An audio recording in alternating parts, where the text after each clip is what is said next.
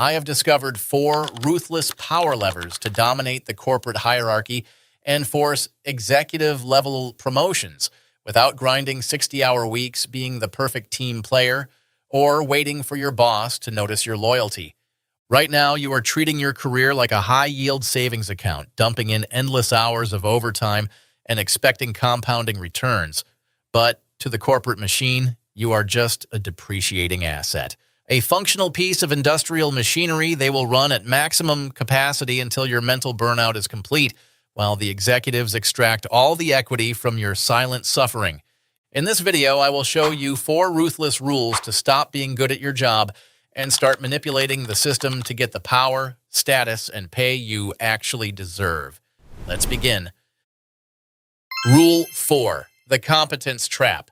You think being the go-to person who solves every crisis makes you valuable.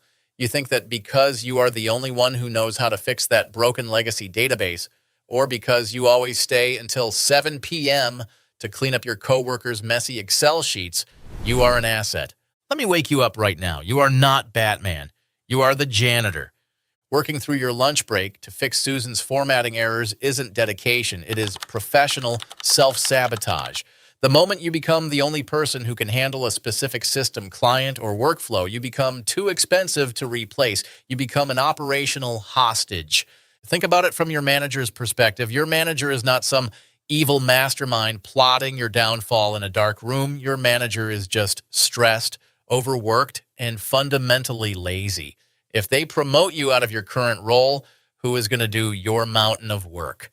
Who is going to handle the difficult clients that you pacify so well? No one. Promoting you creates a massive, painful gap in their department that they now have to spend months trying to fill. So what do? They take the path of least resistance. They leave you exactly where you are, pat you on the back, call you a rock star, give you a $50 gift card, and pile on more work. You haven't built a career. You've built a customized cage out of your own efficiency. You are literally too good at your job to be promoted out of it. So how do you break the cage? You stop being a black box of productivity. You must actively de-risk your own promotion by making yourself incredibly easy to replace at your current level. Stop hoarding your daily tasks like they are state secrets. Document your exact processes. Write a manual. Cross-train the newest junior employee immediately. Make it so that a trained monkey could do your baseline job. And then you start practicing strategic incompetence. Politely but firmly decline the low-level administrative tasks you've been doing for years. When they ask you to take notes in the meeting, you say, "I'd love to, but I'm entirely focused on mapping out the Q3 revenue strategy right now. Let's have the intern do it." Now, a word of warning here. This only works once you have already built credibility in the room. If you are still proving yourself, pick your battles. Strategic incompetence in the wrong moment just looks like arrogance. The goal is to create space for higher-level work, not to look like you're above doing work. You must create the operational capacity to step into the role above you before they even offer it to you. If you don't build your own replacement, you will never be replaced. Rule 3, the product market fit of corporate power. You are working insanely hard on things nobody with actual power cares about. You spend 4 days refactoring code to make it elegant, making PowerPoint slides perfectly aligned, or organizing internal files into beautiful little color-coded folders.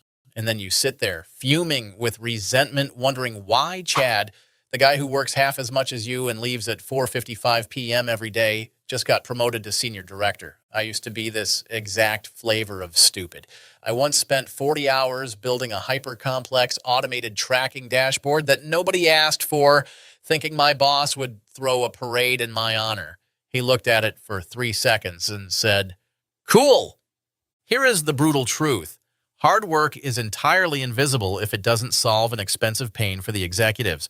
If your output doesn't directly increase revenue, drastically decrease costs, or save your boss's boss from a massive migraine-inducing headache, your effort is completely irrelevant.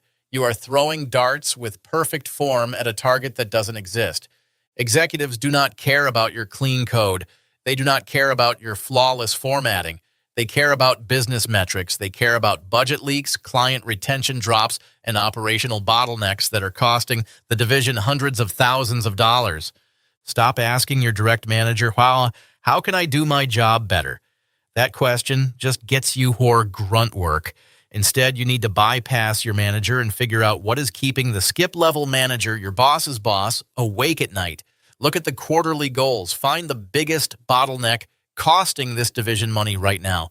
Once you find that specific high-level pain point, you attack it. You build a system, a script, or a new operational process that solves it. But you do not just fix it quietly and walk away. You package it as a reusable system. You put your name on it. You create a one-page brief on how your system just saved the company 40 hours of manual labor a week, and you broadcast it to the entire department. You transition from being a worker bee executing tasks to an internal consultant solving systemic business problems. That is what people pay for. That is what gets you a corner office. And if you master these first rules, you will easily survive and outsmart 90% of your colleagues. But if you actually want to dictate your own salary and terrify leadership into giving you what you want, you need to hear rule number 1 at the end of this video. It exposes the darkest psychological flaw in the corporate system that HR prays you never figure out. But to execute it, you must first understand rule number 2. Rule 2. The delusion of meritocracy. Stop listening to that HR rep with the fake smile telling you that hard work speaks for itself. Hard work is mute. It has no mouth. It cannot tap the CEO on the shoulder and demand a 20% pay bump. Meritocracy is the biggest, most toxic lie sold to the working class to keep you compliant. If you still believe your boss will magically notice your late nights and reward you out of the goodness of their heart, you are living in a corporate Disney movie. And the only thing dumber than believing in fairy tales is watching this far into the video and not hitting subscribe to actually wake up. The people who get promoted are rarely the best at their jobs. Go look around your office right now. Is the VP of operations actually the smartest guy in the room? Absolutely not. But he is the best at controlling the narrative of his job. If you just put your head down, do great work, and stay perfectly silent, leadership interprets your silence as satisfaction. They assume you are perfectly happy making your current salary. Why would they offer you more money if you aren't making any noise? Promotions do not happen in your annual performance review. By the time you sit down for your review, the budget is already locked and the decisions were made 3 months ago. Promotions happen in closed-door Tuesday morning meetings between executives who have a high-level role to fill and only 90 days to fill it. In those rooms, they do not pull up your daily task completion spreadsheet. They do not look at how many emails you answered. They ask one simple question: whose name comes to mind? If the executives 2 levels above you don't know your name, don't know your face, and don't know what you have conquered this quarter, you do not exist. You are nothing but a cost center data point on a payroll sheet. You must become the ruthless PR agency for your own results. Stop using the word "we" when you did 95% of the heavy lifting. We accomplished this project. No, the team supported, but you drove the initiative. Every single time you finish a major project, you do not just silently submit the final file.